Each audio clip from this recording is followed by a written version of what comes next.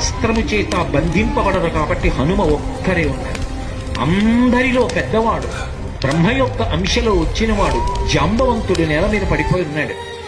విభీషణుడు కాగడా పట్టుకుని అడిగాడు, తాతా కుశలమేనా అని అడిగాడు. వానరులలో శ్రేష్ఠుడైన హనుమ బ్రతికి ఉన్నారా అని అడిగాడు జాంబవంతుడు.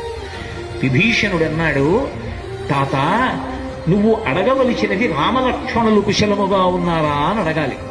హనుమ కుశలముగా ఉన్నారా అని అడిగారేం తాత అని అడిగారు. మొత్తం వానరులు రామలక్ష్మణులతో కలిసి పడిపోయినా కూడా నష్టం లేదు.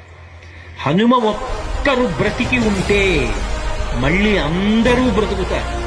అందరూ బ్రతికి ఉన్నా హనుమ ఒక్కరు పడిపోతే బ్రతికి ఉన్న వీళ్ళందరూ పడిపోతారు. అందుకే నేను హనుమ బ్రతికి ఉన్నారా అని అడుగుతున్నాను. వంగి జాంబవంతుడి పాదములు పట్టుకుని